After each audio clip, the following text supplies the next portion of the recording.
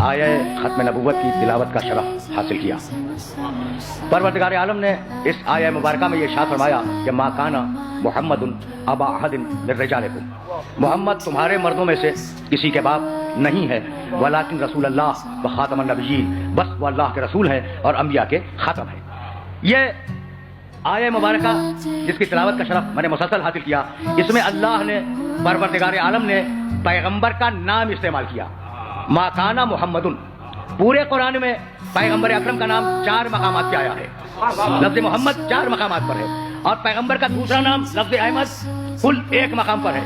تو نام لینے میں تو پروردگار نے 5 مقامات پر پیغمبر کا نام لیا، 4 محمد 1 احمد۔ لیکن جب تذکرہ کیا ہے نا، دیکھو جب اللہ نے قرآن میں نبیوں کو پکارا ہے تو نام لے لے کے پکارا، یا آدم اسکن انت و زوجک الجنہ، جاؤ آدم اپنی بیوی کے ساتھ جنت میں رہو، آدم یا نوح اہبط بسلام آمنین، نوح اب کشتی سے اتر آؤ، امن کے ساتھ اتر آؤ، یا ابراہیم قد صدقت الرؤیا انا کذلک نجزی المحسنین، ابراہیم تو نے خواب کو سچ کر دکھلایا، ہم تجھے جنت میں جزا دیں گے، یا موسیٰ انی انا اللہ، موسیٰ میں تمہارا خدا بول رہا ہوں، یا یحییٰ خذ الکتاب بقوۃ، یحییٰ کتاب لو مضبوطی کے ساتھ تھام لو، یا عیسیٰ انی متوفیک ورافعک الیہ، عیسیٰ ہم تمہیں اٹھا لیں گے، اے آدم اے نوح، بھائی توجہ رہے، یا آدم یا نوح یا ابراہیم یا یحییٰ یا موسیٰ یا عیسیٰ، نام لے لے کے نبیوں کو پکارتا ہے۔ بھائی اللہ کو کوئی روک سکتا ہے؟ نہیں روک سکتا نا، وہ خالق ہے نبیوں کا، نام لے لے کے پکارا، اے آدم اے نوح اے ابراہیم اے موسیٰ، سن رہے ہو نا؟ لیکن پورے قرآن میں چیلنج کے ساتھ کہہ رہا ہوں، کہیں اے محمد دکھلا دو، کہیں دکھلا دو یا محمد، نہیں ملے گا، کہیں دکھلا دو یا احمد، نہیں ملے گا۔ سارے نبیوں کو نام سے پکارا، میرے محمد کو جانتے ہو کیسے پکارا؟ یا ایھا النبی، تھوڑا فرق دیکھنا، تمہید پہ زیادہ نہیں روکوں گا، یا ایھا النبی اے میرے نبی، یا ایھا الرسول اے میرے رسول، طٰہٰ کیا پیار کے القاب ہیں، اے طیب و طاہر، یاسین اے سید و سردار، یا ایھا المزمل اے کمبل کے اوڑھنے والے، یا ایھا المدثر اے چادر کے اوڑھنے والے۔ تو نام نہیں لیا محمد کا، تو وہ سارے نبی جنہیں نام لے لے کے پکارا انہیں پیدا پہلے کیا، نبوت بعد میں دی، اور محمد جب پیدا ہوا تو نبوت کے ساتھ پیدا ہوا۔ طٰہٰ اے طیب و طاہر، یاسین اے سید و سردار، یا ایھا المزمل اے کمبل کے اوڑھنے والے، یا ایھا المدثر اے چادر کے اوڑھنے والے۔ بھائی مجھے بتاؤ کمبل کا رشتہ انسان کے ساتھ کتنی دیر کا ہے؟ 12 مہینے میں سے کتنی دیر کا کمبل کا رشتہ ہے؟ جب جاڑے آ جائیں جب کمبل استعمال ہوگا، بھائی یہی ہے نا؟ اچھا، اور کمبل کیا 24 گھنٹے؟ نہیں، جب بستر میں گئے جب کمبل استعمال ہوگا۔ اچھا بتاؤ چادر کا رشتہ کتنی دیر کا ہے؟ کتنی دیر کا ہے چادر کا رشتہ؟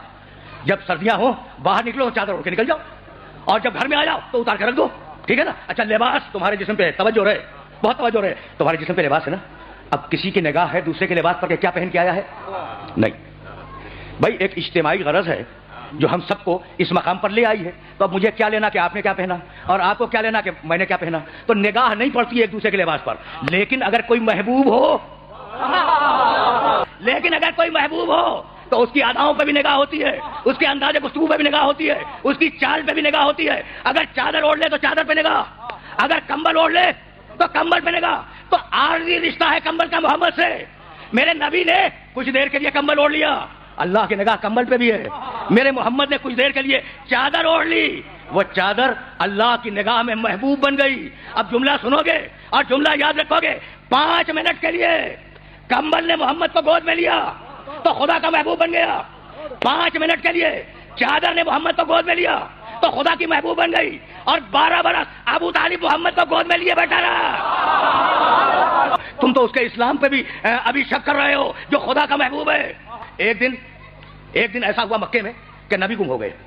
اچھا بھائی سنو گے، دیکھو اس زمانے میں جب رسول گم ہوئے تھے تو مشرکوں نے سازش کی تھی کہ اگر محمد اکیلے مل جائیں انہیں قتل کر دو، ٹھیک؟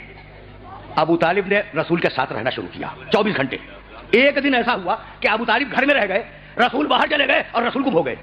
دوڑے ہوئے لوگ آئے اور کہا ابو طالب تمہارا بھتیجا گم ہو گیا ہے، ابو طالب تمہارا بھتیجا گم ہو گیا۔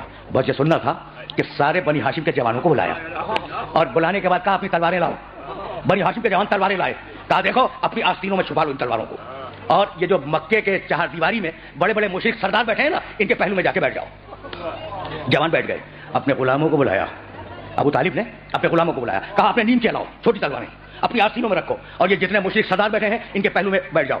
اور دیکھو میں جا رہا ہوں اپنے بھتیجے کی تلاش میں، اگر اسے لے کے آ جاؤں تو ان مشرکوں سے کچھ نہ کہنا، اور اگر میں اکیلا ہوں تو سمجھنا کہ محمد قتل ہو گیا، کچھ پوچھنے کی ضرورت نہیں ہے، تلواریں نکالنا، ان کے سینوں میں پیوست کر دینا۔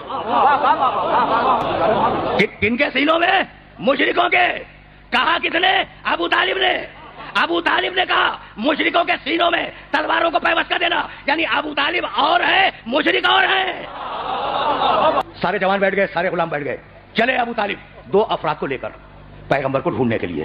ان 2 افراد کے نام تاریخ میں موجود نہیں ہیں، تاریخ میں ان 2 افراد کے نام نہیں ہے۔ چلے کوہ ابو قبیس کو عبور کیا، داہنے بائیں دیکھتے جا رہے ہیں کہ کہیں محمد نظر آ جائے۔ کوہ ابو قبیس سے نیچے اترے، سرزمین بطحا کو عبور کیا، سرزمین بطحا کے بعد پھر ایک پہاڑ پہ چڑھے، محمد کو داہنے بائیں دیکھا موجود نہیں ہے، سرزمین بطحا سے نیچے اترے تو دیکھا ایک مسطح پہاڑ پر محمد نماز پڑھا رہے ہیں، ان کے پیچھے علی نماز پڑھ رہے ہیں۔ محمد نماز پڑھا رہے ہیں، علی پیچھے کھڑے ہوئے نماز پڑھ رہے ہیں۔ اب میں پوچھوں اپنے سارے سننے والوں سے کہ گم تو دونوں ہوئے تھے، محمد بھی گم ہوئے، علی بھی گم ہوئے، لیکن ابو طالب علی کی تلاش میں نہیں گئے۔ یہ ہے حفاظت رسالت، سمجھ رہے ہو بات کو؟ علی کی تلاش میں نہیں گئے تھے، تلاش میں گئے تھے محمد کی۔ کھڑے رہے جب تک رسول نماز پڑھتے رہے، ابو طالب کھڑے رہے اپنے 2 ساتھیوں کے ساتھ۔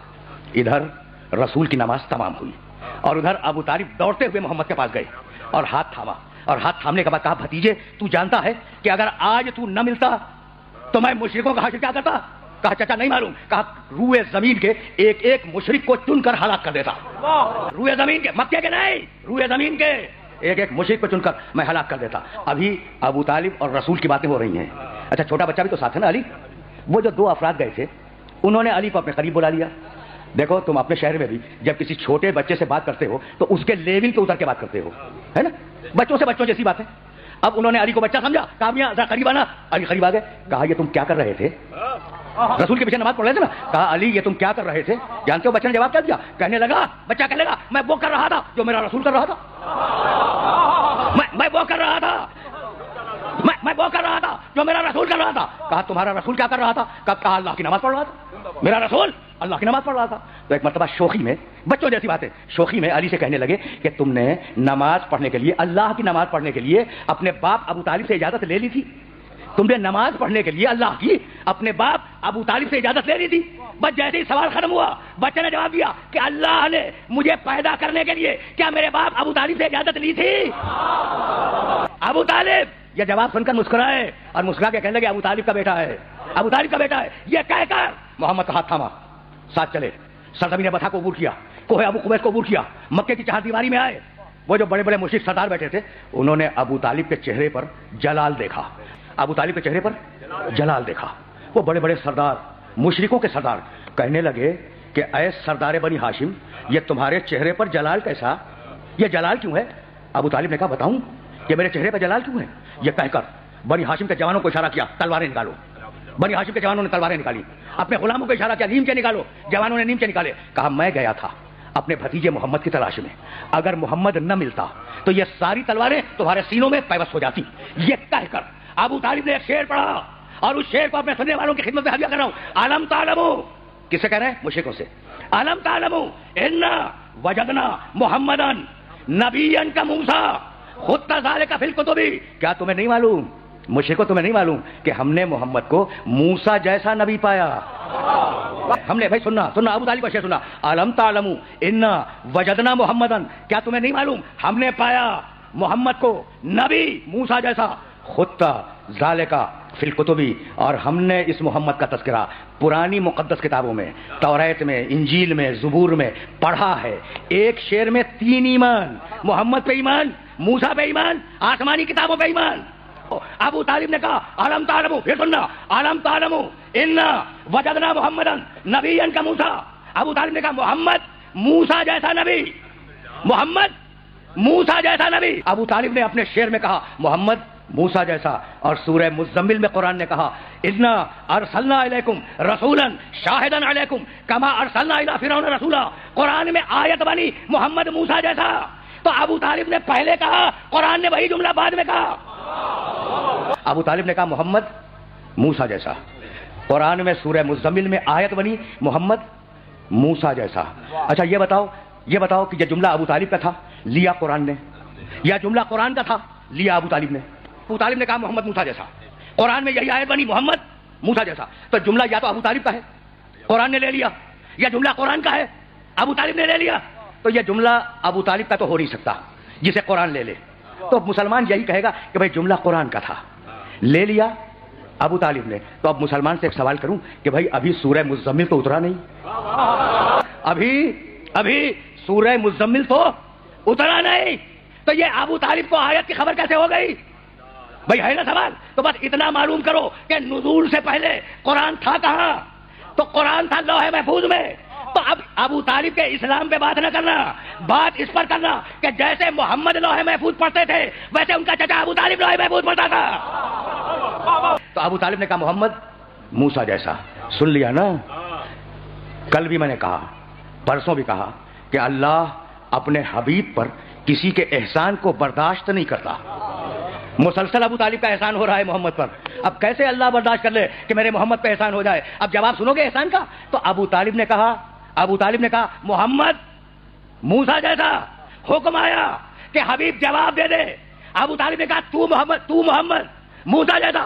تو کہہ دے ابو طالب کا بیٹا ہارون جیسا.